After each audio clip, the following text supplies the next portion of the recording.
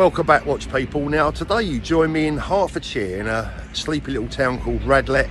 Lovely little town, to be fair. First time I've been here, and I've come along today to see our good friend and sponsor of the show, that is Spencer Dryer of BQ Watches. Spencer's recently moved location, and I'm delighted today to come up and visit him and get exclusive behind the scenes access for my viewers.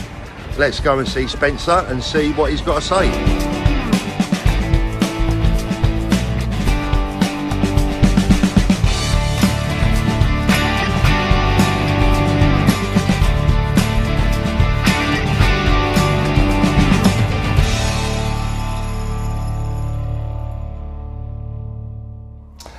So Spencer, absolutely delighted to be here. You know what, you spoiled the whole thing, mate, because I had this plan. I've got it here, guys, right? I've written this script out, I've written this plan, and I turn up here in Radlett. I can't believe the location you've chosen. I know you've moved premises from the last video that we done. Yep. I've arrived here this morning, guys. What a lovely place, mate. I'm impressed. Tell me about it. Thank you. What can I say? Something we've been thinking about for quite a while. Just far better high street, better coffee shops, and better parking. Yeah. Just everything. Coffee, just a nicer place. And the links of people come M1, M25. We're right on both those motorways, and you've got the Thames link, where if people are coming from central London. So if you're coming from central London, how long does it take roughly on the train? I believe it's about 22 minutes from King's Cross. 20 minutes, okay, so... You've also got West Hampstead. You can use the underground, go to West Hampstead. Then I think it's between 3 and 5 stops, depending on whether you got the fast train. So say someone was in Hatton Garden and they... If someone's in Hatton Garden, you get on the train at Farringdon, straight through King's Cross, West Hampstead, Hendon, Mill Hill, Elstree, Radlett. So what, 32 minutes? Okay, 32 minutes, something like that. I mean, I didn't quite know what to expect when I turned up, because obviously I'd been to your old place and you know, I knew where you was, what you was all about, the area, etc. But then I've turned up here today and you've really pushed the boat out, haven't you? I mean, it's so impressive. I can't believe what you've got out there. Yeah. Well, we've taken it, as you can see there, Paul, we've got a few more people, we've got people on the phones, accounts. We're busy, you know, there's a lot of people to speak to in a day, a lot of things to get done, so that's what we need. And people who are coming in here love the new meeting room, the location, and like I've always said to you, putting people in a secure place. Yeah, friendly environment. Buying or selling a watch to them is secondary. Yeah. The first thing is making them feeling secure of our offers and payment. That's what's most important. The parking was great as well, which I noticed. I always found when I had my shop, we had easy parking, and I know it's a little thing, but it makes a big difference to customers when they're coming in. There's nothing worse than getting somewhere and, oh, where do I park? It's a mile away or whatever. Yeah. But listen, you know, we've obviously been through a weird time. Absolutely. It's been a really strange time, something that none of us, even at our age, we've never experienced it. Well, we weren't here in 1920s in the Spanish flu. No, I weren't, mate. You might have been. Just about. I just missed it, but yeah. The situation is that we've been through some strange times. I think what's even stranger is that, you know, we're all making videos, all the YouTubers, myself included, we're making videos during lockdown saying, where's the watch industry going? Is there going to be a problem, etc. Well, it transpires, we've come out of it and everyone's busier than ever. It seems to have gone crazy. What's your take on that? I don't know if it's less stock around, people being at home, not going on holiday. Yeah. Not working but getting payments, people being furloughed, and they just want to treat themselves. So it's sort of the online shopping. Yeah. Especially in watches. Yeah, I mean, I always had a theory, and I've said it before on my channel, was that I believe that particularly in times of hardship, people will always hold back money for themselves, for their leisure. And everyone I know in business, from boating, I know we share the same passions, boats, jet skis, Harley Davidsons. You know, the Harley dealers I speak to, they've sold out. The jet ski dealers I speak to, they've sold out. The boat dealers, they've sold out. Same around here, people can't get bikes, scooters, anything like that. Yeah.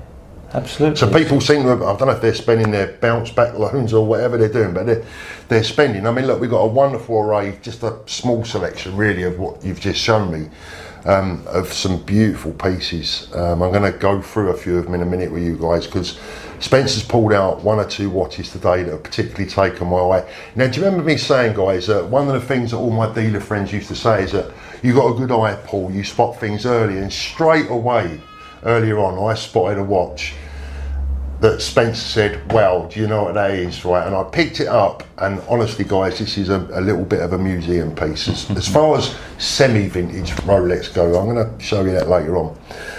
What else has been going on, Spencer? Something else I noticed, I can't believe how many people... the post. The parcels. Yeah. I'm going to pop a little video, I'll stick it up on the screen now if I can do a bit of video later on in there, and the amount of watches that people actually send to you via special delivery surprised me, if I'm honest. Absolutely. It surprises me, because a lot of people say, oh, you know, I'm a bit worried about sending watches through the post, etc.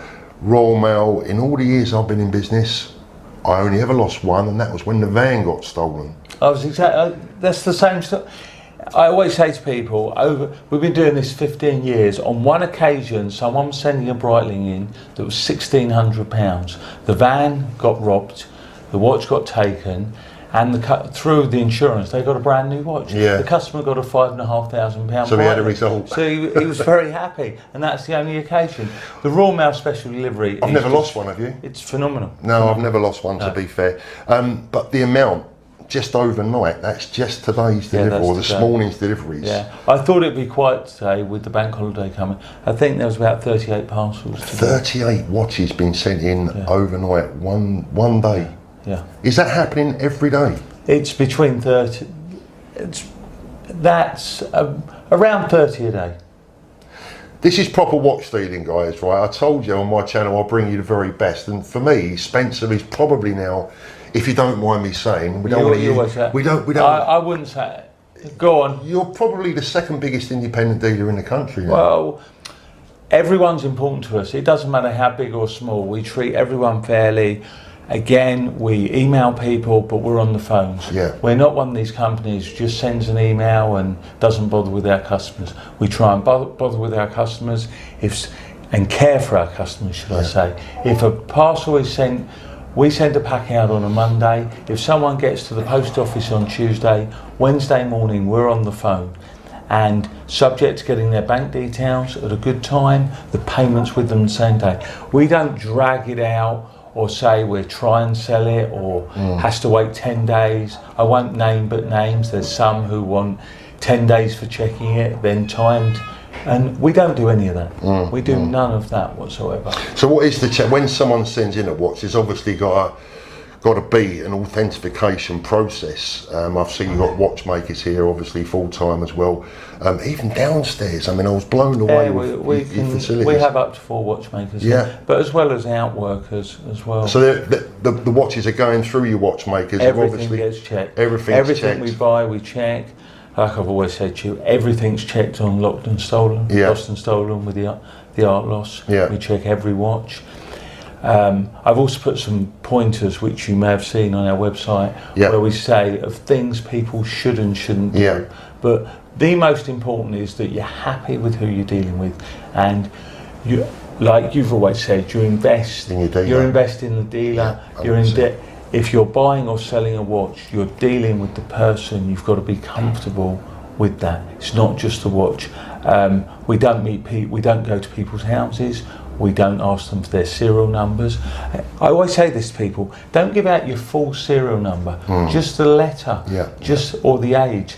When we buy it, then we're privy to know. There's no need. It's a bit like your credit card details. You don't just give your credit card details away unnecessarily. When I used to advertise my watches, I would always advertise the serial, like say W123, Absolutely. and that would be That's it. That would be. You could put 123 on everything. A123. It doesn't really matter. If it's 2004 watch, that's good enough for them. Yeah, I'll tell you what I think's really good over the last year, Spencer, especially since the Brighton Watch Show, which you attended yourself, is that I think through my channel and through other channels, mine's not the only channel, but there's massive strides been made to bring the watch buying and selling community together with some of the independent dealers, and I think that their attitude towards independent dealers has changed a lot in the last 12 to 18 months, because I think they've seen how hard you guys work. I know how hard you work because I did it myself for years. I mean, it, honestly, guys, it's a job that you just wouldn't believe the intricacies, is that the right word, if I can get my teeth in, and the difficulties that surround dealing in watches. They're huge, aren't they? Yeah. We'll check everything's right on the watch, the paperwork matches up. You've seen it over time. Someone comes in with a 22-year-old watch, and you've got to turn around to someone and say, your paperwork doesn't match. And they say, but I've had it 22 years. So the shop in 1998 have given them the wrong paperwork. And that's why we check all of this all the time for all our customers. Every watch is checked and verified, then we polish, service, whatever's needed. Let's go through one or two of these. Well, I can't wait to get there. He's actually been very generous today. He said to me, Paul, can you come up? I said, call Spencer. He said, what I'll do, he said, I'll give you a Richard Mille RM11 free of charge. So thanks very much for that, mate. No problem. I did say I'd leave him one of my Casios in exchange. But I'm wearing one of Spencer's RM11s. Beautiful watch. I mean, you could tempt me with that, but I'm going to try and resist it. But the one watch, Philippe Massa. Yeah, the Philippe Massa. Beautiful watch. But show me the watch that I spotted straight away. I love this. I absolutely love this. Right, Spencer. So this is the watch that I spotted instantly when you started pulling a few watches out. Tell us a little bit about this piece. Well, I mean, the condition's just immense. 12 out of 10. Yeah. When first looking at it, I thought the watch, there was something wrong with the watch. It just didn't. Too good. It was too good. Yeah. You had looked at it and thought, Paul, it's a 18238. Yeah. I said, no, look again. Again with it, it's a 1803. It dates back to a 4 million serial number, 1975. The watch is 45 years old. Yeah. I mean, here when we got the watch in, I was saying to some of my staff, you know, you just don't see something of this condition. It's a museum piece almost, isn't it? Absolutely. Yeah. This watch has been in someone's safe for a very long time. It's a watch that hasn't been worn. It's a watch been loved, been cherished. Looks like it's been back in for service, but look, you know, it doesn't matter. I mean, that's great. But what a lovely piece. I mean, look at that bracelet. There's no stretch on that bracelet. It's a 10 out of 10 bracelet. The watch is brand new. It's difficult to put a value on something like that, isn't it? Because, I mean, ultimately, find me another one. Where are you going to find Well, this is it on some of these. If I gave you a checkbook with a signed check and you had to go and find, I don't think you can find one. And this is it with something like this. It's absolutely mint. It is absolutely like brand new, and it's. I mean, the sharpness, the detail. Yeah. If you put it alongside a 118 today, they just look very. It's the details, the finish, the quality of a watch of 45 years old. Everything about it is perfect. Yeah, it's almost, for me, I know people are going to go mad when I say this, but for me it's almost a shame to wear it. I mean, this is a watch, if it was mine personally, it would be a safe queen. I'd pop it in the safe, I'd try it on once or twice a week, admire it, and then it would go back in the safe because it's I think that's what's happened with it. And exactly. To start wearing it is the, I mean, if we put another piece next to it of a usual warm piece, you realise. You notice a difference. Let's have a look at something a little bit more modern. Now, this is a particularly nice watch. It's one issue for me is the weight. I mean, God blimey, this is a platinum day date. Yeah. The weight of this thing. I mean, we haven't got any scales, have we? But it's immense, isn't it? I mean, you wouldn't have to worry about getting robbed with this. You could hit them over the head with it, couldn't you? Beautiful dial. Beautiful dial. Yeah, I think the dial on that's incredible. Yeah, lovely dial. Very understated. So this is really stark contrast to the 1803 that we've just seen. I mean, this is a modern watch, extremely heavy, solid links, etc., etc. Understated, whereas the 1803, you know, it's a Fidel Castro watch, isn't it? You know, it's a. Personally, I've got to be honest, I love the 1803. I just think it's an amazing piece. But the weight of this is immense. I love the dial in that. I think the way you can look and it catches different reflection. But what's going to be very interesting, as everyone knows, platinum was far more expensive than gold, and now it's interesting because platinum's dropped to a level a lot lower than gold. It's more difficult to work with, it's more expensive, but it's interesting what's going to happen. It's definitely a lot harder to polish, I'll tell you that for sure. That's exactly it. So it was more, it's just strange times. Yeah. It's strange times because it's sort of, I think it's just over half of 18 karat gold. Yeah. But whereas it used to be sort of 50% Just over, more. yeah. It used to be more. I'll tell you what's important as well, I think, with that particular watch is I did a video a few weeks back saying the differences in the dial, and you can have two watches that are exactly the same, identical watches, but one will have a special dial, a rare dial, one will have a more common dial, and that watch in years to come is always going to be a whole lot more valuable and a whole lot more sought after. Yeah. Because the dial is rare. Yeah. And that dial on that. Well, they've always gone on the blue. The ice blue has always been platinum. Yeah. And nowadays, as you know, Rolex have slimmed down all the steel models to very basic dials. And in order to get a fancy dial, you've got to go white gold. Talking about dials and Rolex and this and that, Tuesday, the 1st of September. This is going to go out over the bank holiday weekend, guys, this video. So we're only a couple of days now. By the time you see this video, we're only a couple of days from the big reveal, what Rolex are going to do. What they're not going to do in 2020, obviously the delayed release of their new models. I mean, look, I'll leave it to other channels to tell you that they've got inside information. I don't believe anyone has inside info. They do what they do and they announce every year they leak some shadows, some sort of blurred images, a bit like they do with cars. I think, as you've said, Tuesday the wait will be over and everyone will know exactly what's going on.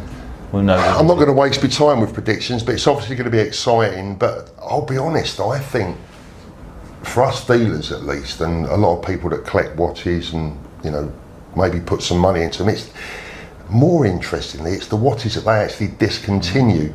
That's where the real money can be earned. Well, what everyone's learnt now, anything discontinued goes up. Anything blue, anything sports, the discontinued one, the value is when they discontinue it, it's then worth more. But everyone strives for the new model. When something comes out, we know they're launching in September. You won't be able to get it. Everyone's chasing for the first one. We've all been there over the years with James Cameron, the Pepsis, the Batgirls, all of these things. More watches that you can't get. Yeah. So another watch that took my eye that was on the desk here, Spencer, is this beautiful 18 karat yellow gold Rolex Daytona. Again, we talk about dials. This, for me at least, is another dial that's a winner for the future. This is probably my favourite, or one of my favourite Daytona dials of all time. Beautiful piece. Is that because it's named after you, Paul? The Paul Newman? Possibly, mate. Paul Newman after Paul Thorpe. Could be, yeah. Look, I agree with you. I think the black with the champagne subdials. It's stunning, isn't it? Stunning piece. Stunning piece. Not understated, but a stunning piece. But what's really interesting now, people know if they're a yellow gold, or you've got the rose there as well. Now the rose, women love the rose gold one, but someone is very particular whether they want the yellow or the rose. I've always been a lover of pink gold, rose gold, whatever you want to call it, and I bought myself a GMT root beer a few weeks back. Lovely watch, very, very pretty. But yellow gold, I think it's made a bit of a comeback, hasn't it, I think? Yeah. On the root beer, what, the all gold one? Yeah, the all gold one, yeah. Right, so we're back after lunch. Spencer's just treated me to the best beans on toast I've ever had. He always pushes the boat out for me. Spencer, something I was thinking about over our coffee a minute ago, and that is that customer expectation levels, for me at least, was always difficult when I was dealing. I think one of the hardest parts of being a watch dealer is sympathetically managing people's expectation levels. When they call, they might think their watch is worth a lot more. Sometimes it's worth a lot more than they think it's worth. Yeah. But invariably, usually the mistake that people can make, they look on Chrono24, they go on eBay, they might make a comparison with a watch that's very similar but not the same model reference number. Or without the papers, or not the same with or dial, without or papers, condition. etc. Or as the Americans are now saying, no mama, no papa, Is that the naked, line? semi-naked or naked, all these terms. How do you deal with those people's expectations? Because you've got to be sensitive at times, haven't you? Absolutely. I think when someone calls us up, we want to establish exactly what they have, the watch with the papers and the year of the watch. Then we'll try and give them an indication of what we feel we can pay them. I do feel a lot of people nowadays are more realistic and do understand that they will see things in a shop or the retail for a little bit more, because there is profit, there is VAT, there is tax on these products. But equally, I get some people who come with an older piece or something might be 20 years old, and we offer a price. They go, wow, I didn't expect that much. I didn't expect that much. But when speaking with people, the price we offer is a fair price with what we can achieve in the market and sell it. But you've clearly got to leave yourself a profit margin. That's what business is all about. If sometimes people want very strong money, I say, oh, we will try and sell it on a commission basis. It's not something I like to do, and there are competitors out there who base their model on that. What I don't like is people end up then leaving a watch for 2-4 weeks, it then doesn't sell. With us, that we give an indication of price. They then leave the watch. If they send a watch off on a Monday morning, we get it on a Tuesday. By Tuesday midday, we've inspected, checked the watch out, checked that it's genuine. You saw something earlier, Paul, where it was Cartier. Yeah. We was looking at a Cartier watch that had been sent in earlier on, and whilst it was very good, it wasn't right. Yeah. So by the Tuesday afternoon, we can give them a firm price of what we'll give them. If they're in agreement, the money's with them that day. If for whatever reason they change their mind, we put it in the post. Wednesday morning it's back with them. So and this is all obviously all insured. Everything's insured. Yeah. We can raise the limits to whatever is necessary for the value of the It was watch. always a problem for me, because I just felt bad sometimes. You know, people would. I think the biggest tip, and I've said this in videos before, guys, you know, when I've done the more educational stuff, I think before you try and sell your watch, it's always a good idea to do a bit of research and find out exactly what you've got, and try and get an idea in your mind. Because, you know, as Spencer's just said, if we was talking a little while ago about a date just, wasn't we? You know, there's a big difference between, you know, a single 1 series, a double 1 series, with, without papers, etc., etc. All this makes a big difference. Condition, dial, there are so many different facets that end up. And the money that you've got to spend, if something's in bad condition, the cost of a putting it dial right, or a yeah. bezel is very expensive, and this what affects the value. Yeah, absolutely. But for us, we'd always love to buy beautiful watches in good condition with the paperwork. Yeah. Then we can pay top. It's always preferable, isn't it? I mean, looking at your setup here, somewhat different to what I used to have. I mean, mine was a high street shop with a shop front window as it is. This is what I would call an office retail stroke business. You know, it's sort of somewhere in the middle. So for anyone watching the video and they want to come and visit you, etc., what's the procedure? Can they just literally ring on the bell? Is it appointment No, it's only? appointments only. Appointment because only, yeah. like you coming in today, Paul, we give people a set time, Yeah. and we establish what it is we need to discuss Yeah. with them if they're coming with something to sell. And the last thing we want is 2 or 3 people coming here, like you're at Tesco's and you've got 4 people waiting in the queue. Yeah. So it's appointments only.